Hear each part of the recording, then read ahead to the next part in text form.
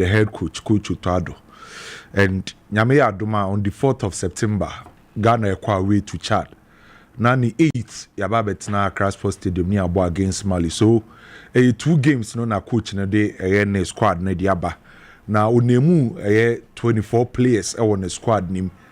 And so 24 players, yenya 3 goalkeepers, 8 defenders, 6 midfielders, and 4 near baku 7. And we make the final squad no nipa 24 no. One thing about national team call-ups ni say, minim coach wasa si so obeye call-up eba national team obeka so benya 100%. Coach bien who bit my call-up or send a call-up we die we nya 100%. Call-up bi abeye no definitely nkofo be question nkofo be ka say then one freeway and one freeway by here na die hia na say we coach edema any national team now be call-up those say untimi nya bibia correct unyetimi nya call up na 100%. Enkofo be question players how far ye ebi be question the reason why weja we wo ho no. By ya na de hia pa na ye say majority of players na be frɛ no eye players nipa dodo na agitum. Enti say ne Ghana for omo obia say on name 24 players emfama ye senior national team squad eye Otado ano anemu na ba be 80-85%.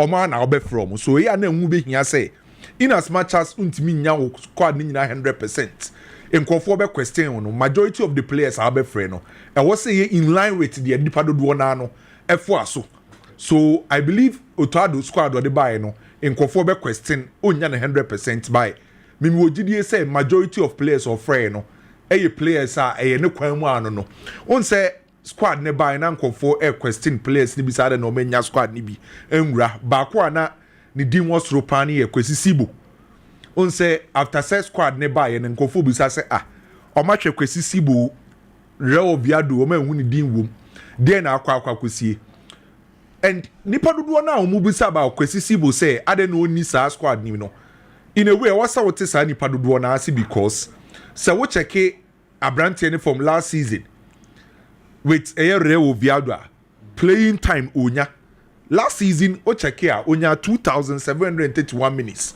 and over oye very key edema Real Viado team o de qualified by the Spanish Premier La Liga oba La Liga ya La Liga se no ni team about 2 matches obo 90 against Villarreal and obo 90 against Real Madrid. These are 2 top oppositions the club no are competing against them.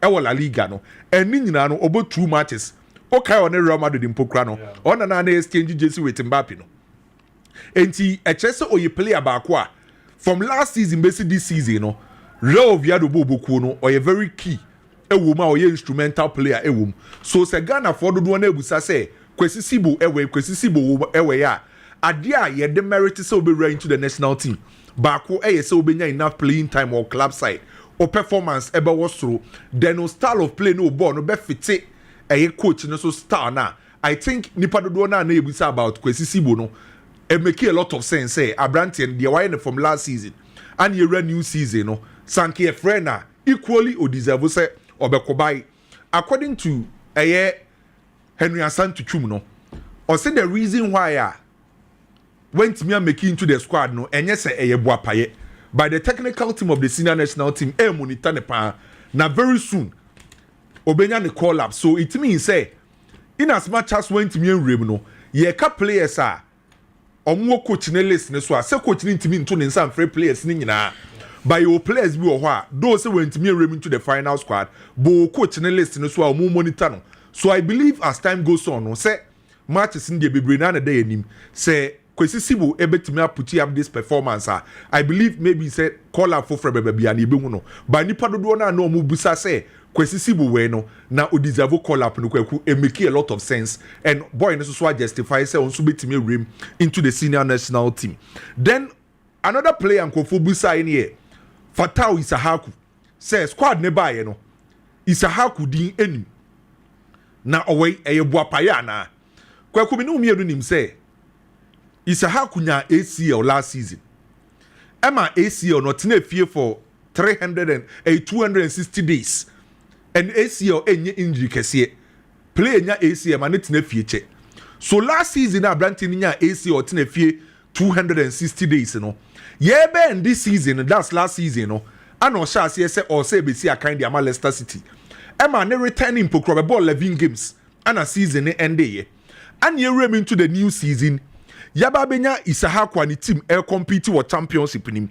And so far 3 games of Mabo championship with Leicester City no all participate here in 3 games. Also swam out 247 minutes.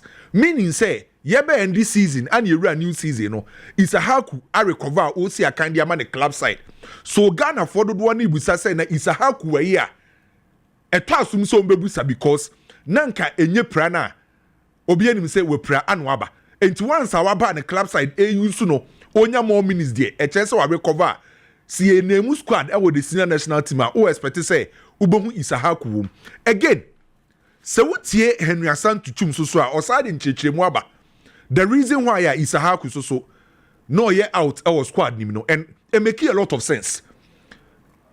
According to Henry Asante Chum, Kwekwo say the senior national team, medical team no Ghana medical team no and Leicester City medical team no omu nyina nya enkomotwetwe na enkomotwetwe no omu nya ye no omagia tum se boy na recover de na emom baby a yekosi akan against Chad no eye 100% astroturf. So say eye astroturf dia so be a free AC omu aba me no mienu se unya AC a udi agro kakra bi a ubetima senya setback kakra et said ye Rodri mpokra de na ba no.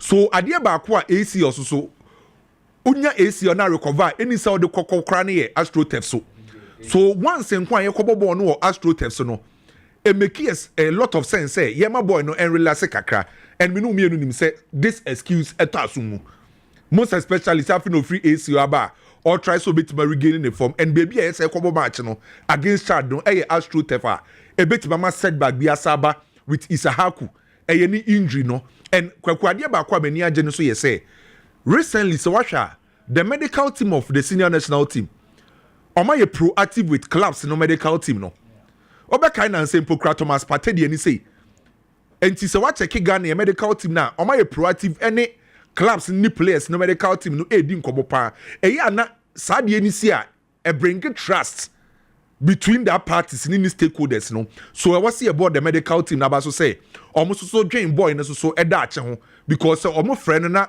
sebi sense no osa konya setback I believe ebe ha boy ne career no so Isahaku de no so man friend no based on this excuse it make a lot of sense and kwakude bia ye ka injuries e was senior national team onim say Isahaku ye see injury setback bi ensem bebre on say so far nuama de so afi no free ACL or recover Ali du Seidu ye players bebre na nya ACL by player ba kwa ye ka national team ye bo injury bia na me ra ho no e Daniel Kofichire de no nkwaku si ye call up bia na ye ma reason why I am free player we ni e ka injury the first person and na semba mitrim pa ye Daniel Kofichire ni injuries ni is serious and they too much when him say na me check here bi from 2022-2023 season Daniel Kofichire nya ACL mienu back to back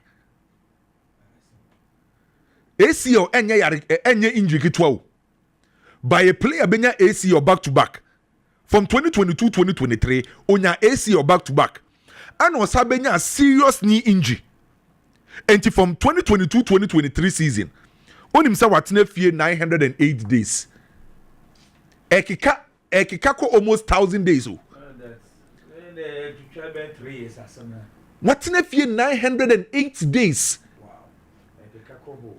enti Daniel Kofichire de ne de Chire no say nyame adom na ye qualify ko World Cup na fi na no ho atona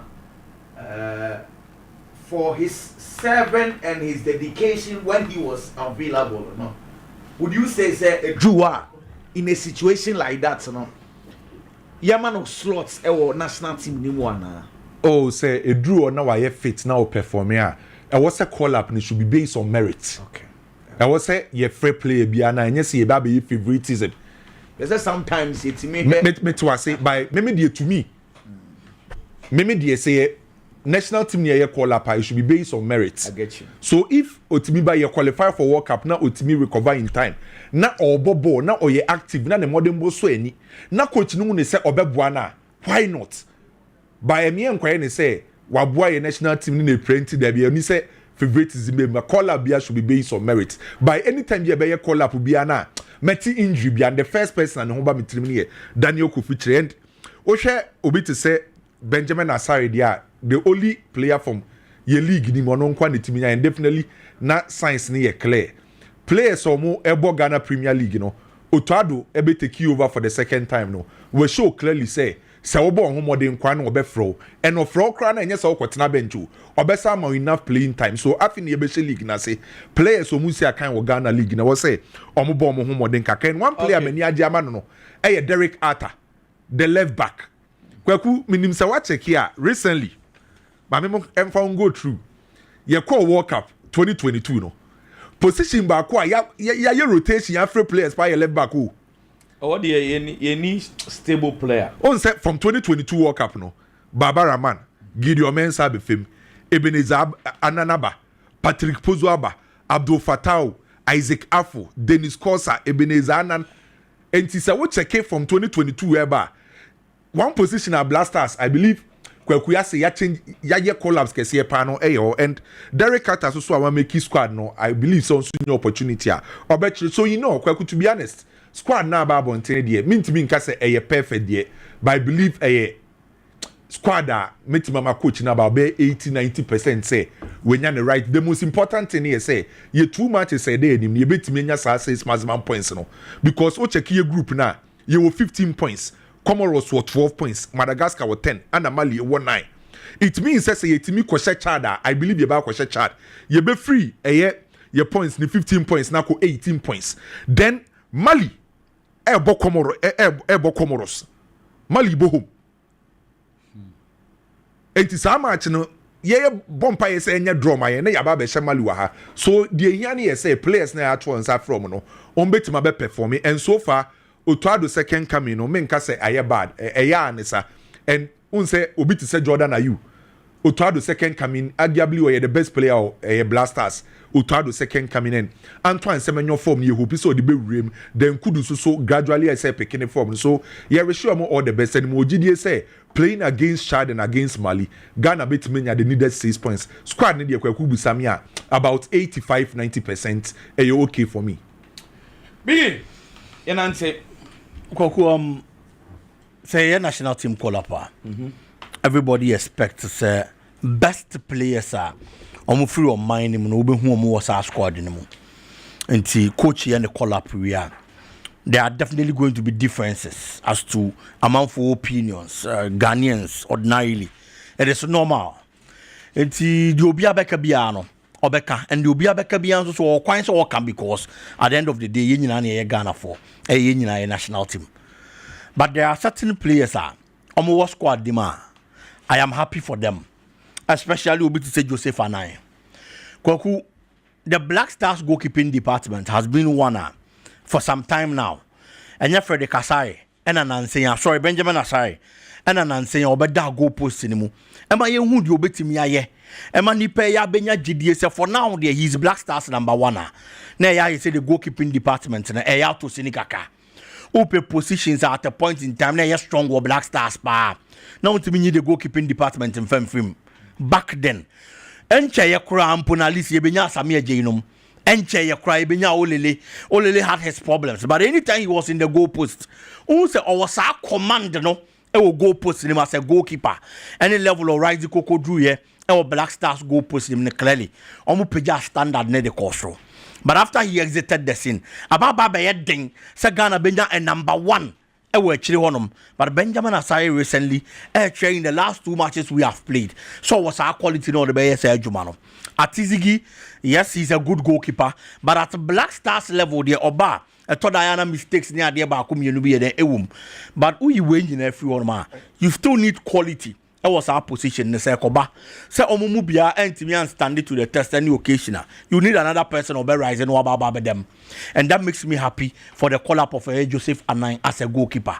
Kwaku this season, the league obo he's in the Irish League Ireland obo St Patrick Athletic as a goalkeeper 28 matches said omo league ni mo 28 ni nyina was started ni nyina wada 90 minutes at the Amani team he's a goalkeeper why consistent the Irish League mu adan the good performances the team mu it is the scouting team and then the technical team of your Blackstars no casting nets and a wide na omunya such a goalkeeper and the neba beka Blackstars team ni wa me gidi say addition e beboa pa nti other goalkeepers no say Benjamin Asare no no and omo nhyase no mu mi omo tam mu because there is another goalkeeper and the performance was so no so ababa join the squad no Koku the absence of a Zibo. Honestly speaking, I am one person beginning to have me. But on a second thought, I feel say indirectly, Otuaro is sending some sort of message to the ordinary Ghanaian. I am saying to the ordinary Ghanaian because you ain't a Blackstars near there. And Otuaro area Juma dia maye. National team bia mijitum say omani mu nipa bia obepeke form na ne modern mo wosuru bia no. Se call up ba or akonya so no so baby see a kind more mind because national team and just a club football. Now I can say a close transfer window into winning to player there be. National team always open. If only player need eligible on Quadia or Safata offer no baby see a kind. Into Ghana ni bia bepe. So the top players and the top stars are more the various leagues move Europe. And we are seeing now. You been your no baby see a kind and so they are my Blackstars no. And will be this Spanish La Liga nechi. Sena omo the lower division and na unhwe bi nko ade a den a omo ba the Premier Division which is the Spanish La Liga na de ubehun kwasizibo ubehun performance a order na di enso wo the team ni mu etu be percent ka ubehun no Black Stars team ni mu but em found so eligible em found say the modern mo wosoro na the team de bia oja bi bono message ne signal o to ado send it to yen and say he wants to build a team. I am not saying so the Kwasizibo become one on building team, Debbie. But for now, the last 2 matches now, oh boy, he had the core of the team. And Obiansu who performance, no. It's Abia bringing in the midfielder. And found himself for some time now, your problem. Oh, your defensive midfielder. It is one of the positions a problem pa honum because Abdul Samad Salis a performance and a Todana ABBO Thomas Partey or Blackstars as a defensive midfielder. Unchele who Thomas Partey he plays well when he gets offensive roles or Blackstars bobo kodemu. It's a problem but coach in the few say team now all build it any baby or person or the Blackstars in the corner or be person or be shamranti we kakra. Edi aka ho eti oye any other player na wo nchen wonso so brebeso ebre ne so say ye castanet ni biom na ya fish out for talent ebebo Blackstars na ye betimi de yani a kire so ne ababa be fawo enso de wababa be wram eti the player should just keep working hard. It should be a form of motivation to the player because improve your points na adwuma na waye from the lower division edi ababa be wura league ni no onko so nya ne sa na obianso hu the kind of stuff is made of and me sure say going for it because there are a lot of matches Blackstars and Bebobo going for it now the performance that's what he said yeah I am sure the coach is going to give him a call up no so ababa be see kind of my Blackstars ne kwaku for the squad they generally me impressed with the kind of players are coaching and I feel say these are the men for your Ghana. They are kind of same kind of bed. Na Ghana to me. James, you be born come with regard to place no any arrangement ne ye near money at the ATM. Say be do I be room be. But come in. Young course second issue. Yeah, on say Asante Kodoko so the official confirmation about say Walid Hussein Nema ometimi assign or 3-year contract deal. I so abaye Asante Kodoko a player and enra ewiane ni di enkomo about Kotoko na me catch o say no ewiana na boy no Kotoko secretariat na oye ni video shoot no so na nwumre mu ho na omode announcement ne ba sa brand and officially ometimi announce no kwaku de edikan on say de bia me ya na me kama asem say eya affairs na ye teams akese no mo sign player 2 years na me ninje ho because player be bad. One, adaptation to me is slow the man. So maybe send the first year no. On to me pick ya by the second year no I pick it. Maybe you man 2-year contract deal no enko see the second year no I pick it. Sad time no wa win agents free. No money boy na kasa na fe de na adwan sesa. O ka se u renew na akwa bibia wo ho. So ade ba kwa ya na nsem ani agye ne ye se mehu se ye clubs akese no.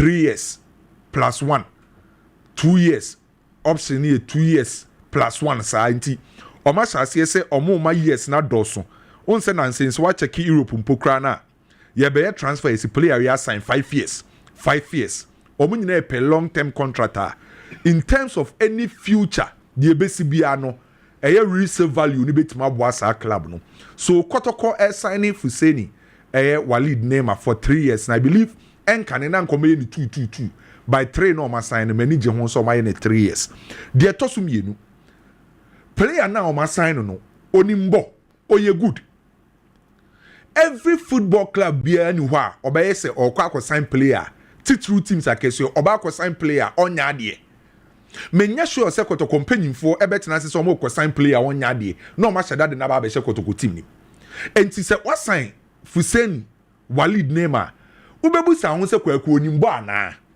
and me no mienu ni big obi o follow Ghana Premier League and Ghana football be enim say Walid possess a lot of quality unless maybe say on person obeka no credit a kire ho because Walid nankasa no time of free Borga All Stars obepie mu Ashgold no na nkofo nhyɛ de nim ni bebree be fiti say Walid ekopie mu ewo nso atreman no be 3 seasons nie one player wetimi establishing ho perform ya ba bedu esoro ho a yetimi boni din say players from Ghana League omo yade and Walid eka ho bi enkwaku obi o follow Ghana football bi enim say ye ka quality amenya sure say ode no kra ka say obi be question Walid ne quality so the second thing ne quality ni was soro onimbo ne bo the third thing abebu sound ye say player ne quality ni wo ho onimbo ba obefete Kotoko ana because obetima ko sign player bi di naba no onimbo ne bo by baby a wode ne ba no unhia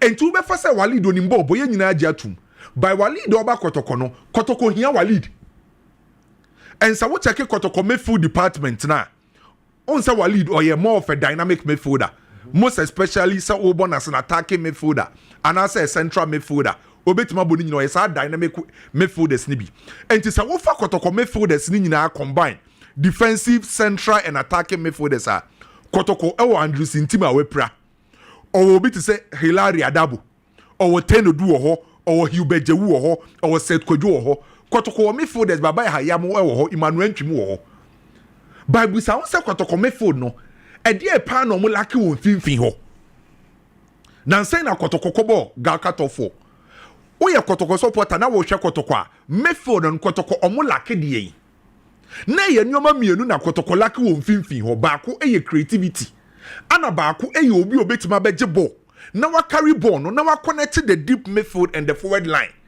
enti Kotoko kobo Galka top 4 no Kotoko try say obe yusu Emmanuel Ntwi e wo saa ro ho Emmanuel Ntwi ye nim no Olympics a opeke form I got to a time ye ko African Cup of Nations for Ivory Coast ye di provisional squad by Chris Hilton de by na ni din wom no Emmanuel Ntwi enyo obi o ye typical attacking midfielder unless say winim no or ye more of a central midfielder person dominating play on finfin o but nan say na say baba ya haya so injury aseti no coach ni yusu Emmanuel Ntwi as the attacking midfielder by sa number 10 okay say eye Prosper Ogum ko yusu ne sa number 10 na be ye issue kese pa na boy ni feel comfortable ho enti say what check Kotoko midfield department akwaku ade omo lake no eye creativity a ball career enti say what check Kotoko nansi a agesi ye convert albetamu an e ma ne be yes ade no Kwame enti apart from Babaya here before Omefa Walid na wine na ho say baba